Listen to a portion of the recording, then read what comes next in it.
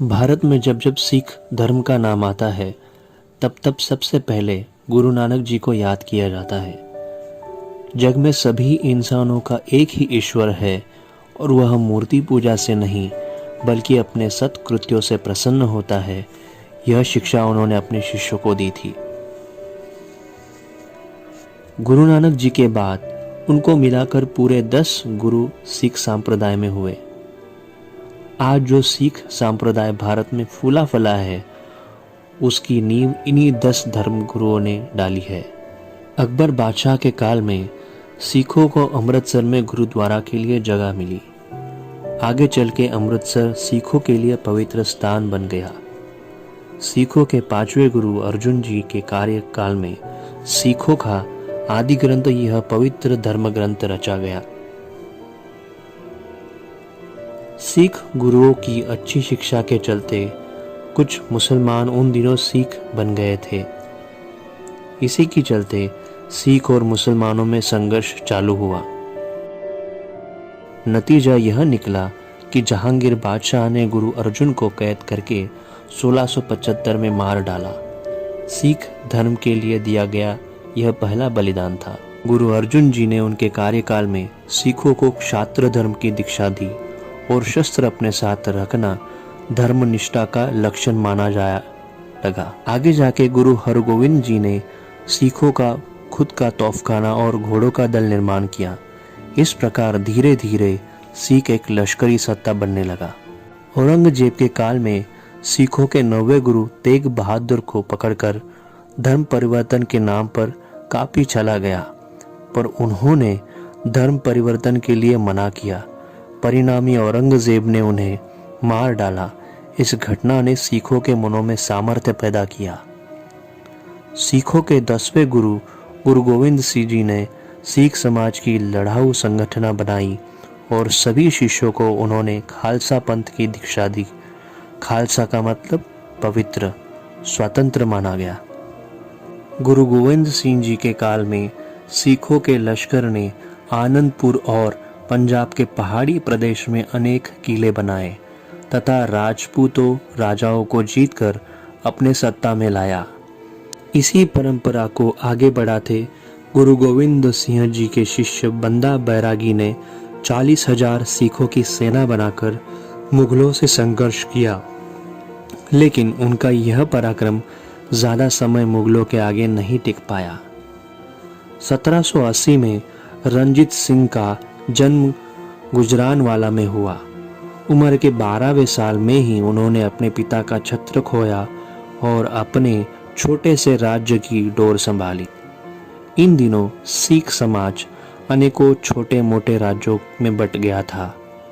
इन सभी छोटे मोटे राज्यों को एकत्रित करना और उसके साथ साथ पहाड़ी इलाकों में नेपालियों का राज्य, पूर्व दिशा से आने वाले अफगान, उनका भी उनको सामना करना पड़ा। सन 1799 में रंजीत सिंह ने लाहौर पर आक्रमण करके उसे जीत लिया।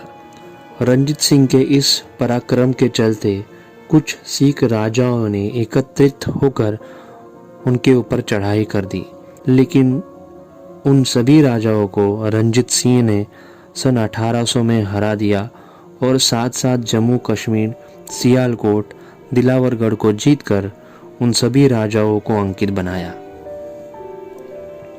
जल्द ही लाहौर में भव्य दरबार में रंजीत सिंह ने खुद को महाराजा घोषित किया और एक प्रकार से सारे सिखों का स्वतंत्र राजा ऐसा खुद को कहलवाना चालू किया।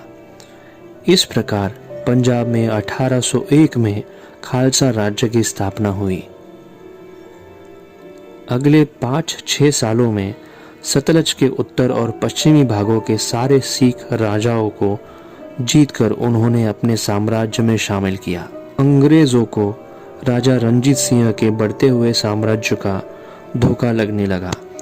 उसी समय अंग्रेज मराठों से लड़ते हुए एक प्रकार से थक गए थे और यूरोप में उनका शत्रु नेपोलियन भारत में चढ़ाई करने के लिए योजना बना रहा था। अंग्रेजों को राजा रंजीत सिंह से दोस्ती करने के अलावा कोई चारा नहीं था और 1806 में उन्होंने रंजीत सिंह के साथ दोस्ती कर ली।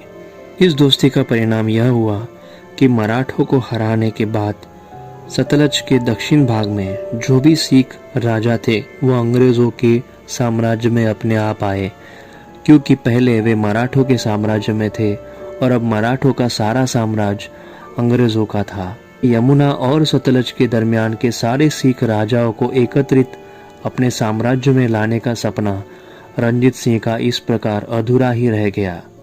आगे अमर सिंह थापा को कांगड़ा प्रदेश में हराकर राजा रणजीत सिंह ने नेपालियों पर भी विजय हासिल की और उसी समय उन्होंने अफगानिस्तान में चढ़ाई करके सिंध के पूर्व का बहुत सारा प्रदेश अपने राज्य में शामिल किया।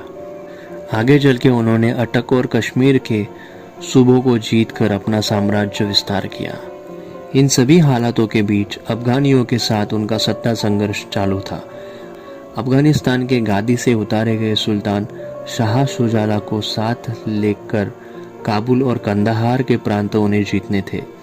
1834 में उन्होंने पेशावर को जीतकर अफगानियों को बुरी तरह से ललकारा। इसी के जवाब में दोस्त मोहम्मद ने सभी पठानों को एकत्रित करके 40,000 की फौज के साथ रणजीत सिंह पर आक्रमण किया, लेकिन कुशल राजनीति से रणजीत सिंह ने दोस्त मोहम्मद के भाई को अपने साथ मिलाकर दोस्त मोहम्मद को करारा जवाब दिया।